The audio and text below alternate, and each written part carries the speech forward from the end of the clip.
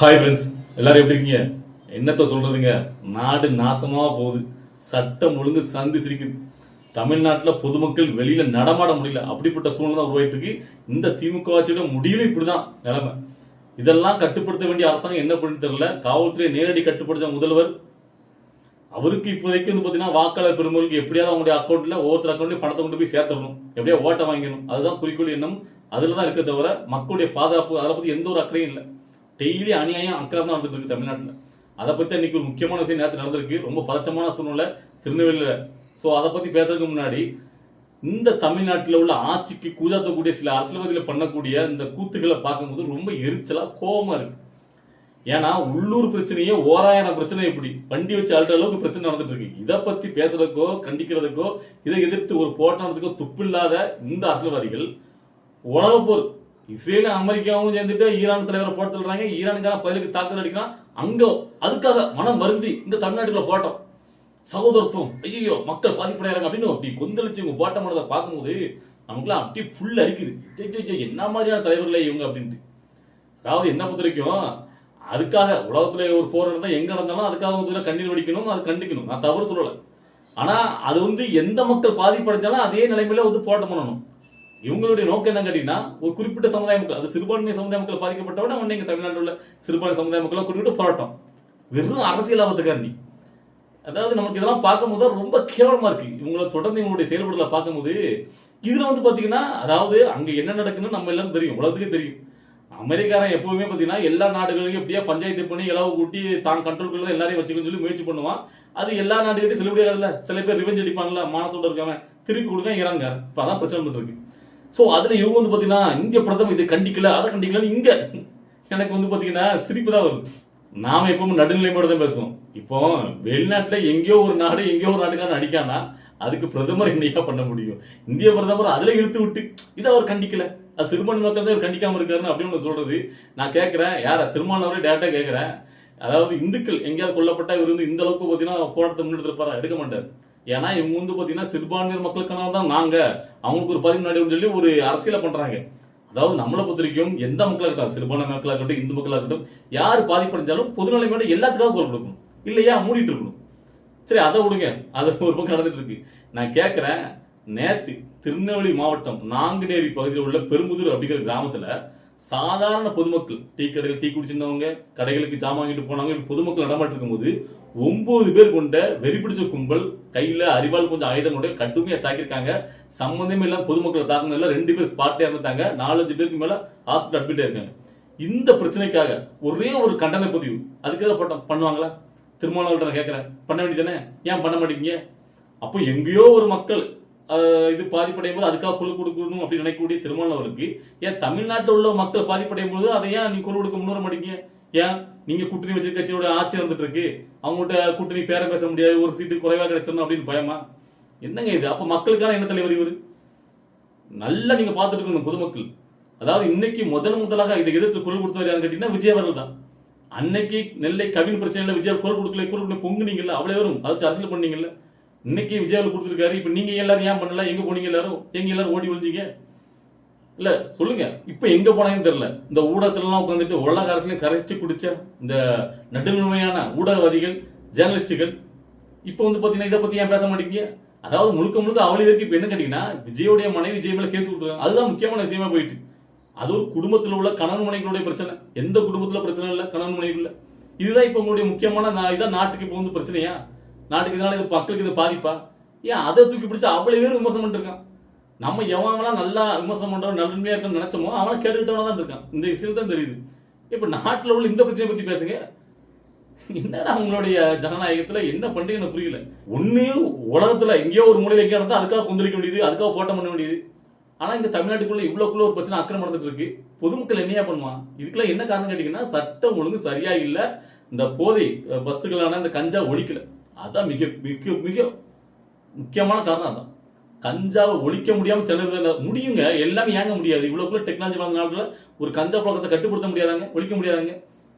நான் எல்லா இடத்தையும் திரும்ப சொல்லிட்டு இருக்கேன். ஒருத்தர் எவன் பயன்படுத்துறான் கஞ்சா பயன்படுத்துறான்னு அவனை பிடிங்க. அவன் எங்க வாங்கின பிடிங்க, பின்னாடி ஒவ்வொன்றா பிடிச்சி எல்லாத்தையும் அரசு பண்ணி எங்க விற்கிற எங்க எப்படி உள்ள வருது எல்லாத்தையும் சரி பண்ண முடியும். ஆனா பண்ண மாட்டேங்காங்க. அதை இவங்களால ஒழிக்க முடியல.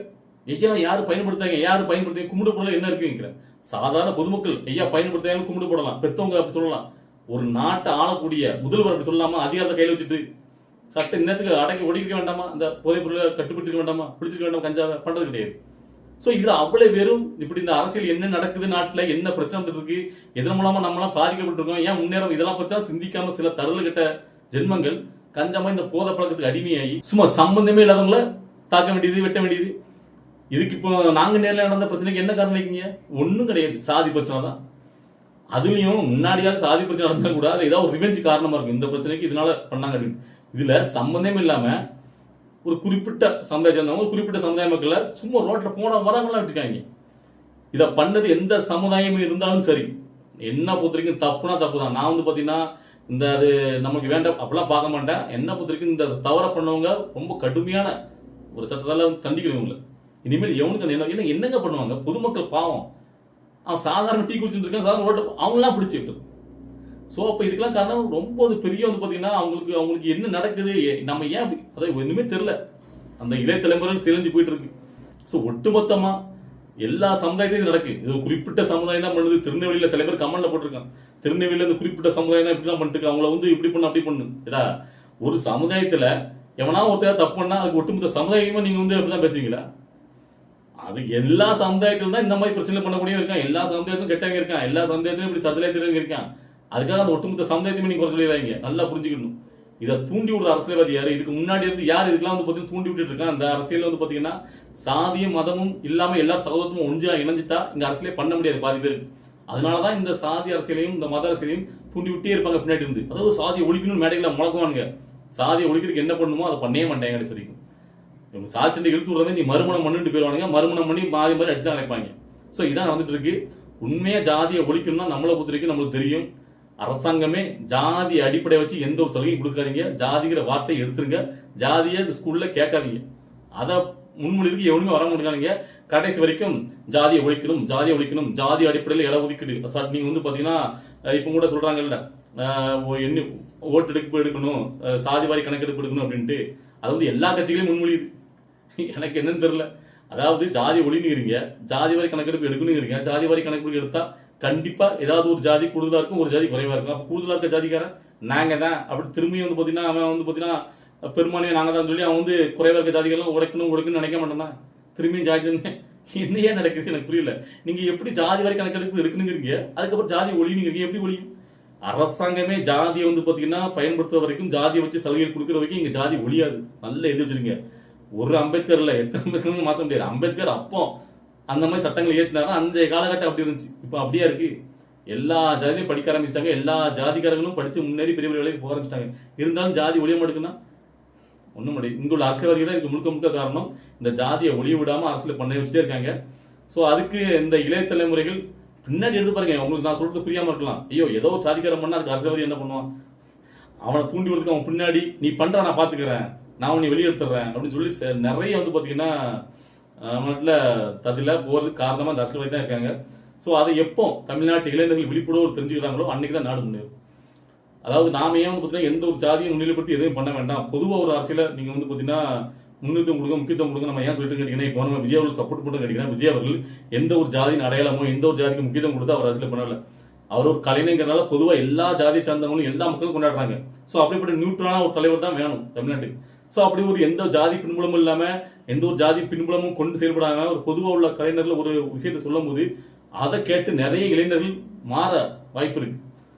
ஸோ நான் என்ன சொல்றேன்னு கேட்டீங்கன்னா, உண்மையிலே தமிழ்நாட்டில் மாற்றமே நினைச்சிங்கன்னா நீங்க யாருக்கு ஓட்டு போடணும் நான் சொல்ல தேவையில்லை, உங்களுக்கே புரியும். இந்த திரும்ப இதே மாதிரி குற்றங்கள் அதிகரிக்கணும், மக்கள் பாதுகாப்பு இல்லாமல் அலையணும். பார்த்தீங்கன்னா 2.5 வயசு பெண் குழந்தை என்ன பண்ணிச்சு பாவம், அதே வன்புறவு. ஸோ அந்த அளவுக்கு பண்ணக்கூடிய வந்து நம்ம நாட்டை அப்போ எவனுக்குமே அந்த சட்டம் ஒழுங்கு நம்ம ஒரு தப்பு பண்ணால் நமக்கு தண்டனை கிடைக்கிற பயமே இல்லை, ரொம்ப தெனாவட்டலையறான். ஸோ அதனால தான் குற்றங்கள் அதிகரிச்சே போகுது. இதெல்லாம் கடுமையாக ஒடுக்கணும். இந்த நிலைமை மாறணும் அப்படின்னா புதுசாக வரக்கூடிய வாய்ப்பு கொடுங்க, மாற்றம் அப்போ தான் வரும். இல்லை இதே பழைய திராவிட கட்சிகளுக்கே ஓட்டு போட்டு இந்த நாட்டை நாசமாக்கிறாங்க. இளைஞர்கள் அடுத்த தலைமுறையெல்லாம் பார்த்தீங்கன்னா தறிகட்டி தெரிஞ்சிடும். இப்போவே அப்படி தான் அணைஞ்சிட்டு இருக்கு. இதெல்லாம் மாற்றணும் அப்படின்னு நினச்சிங்கன்னா அது உங்கள் கையில் தான் இருக்குது. இதெல்லாம் இன்றைக்கி சொல்லணும்னு நினைக்கிறேன். இதுக்கப்புறம் இந்த வீடியோ பார்த்துட்டு உங்களுக்கு என்ன சொல்லணும்னு கமெண்ட் சொல்லிட்டு போங்க. நம்ம அடுத்த ஒரு அரசியல் நிகழ்வோட நம்ம நாளைக்கு வீடியோவில் பார்க்கலாம். ஓகேவா?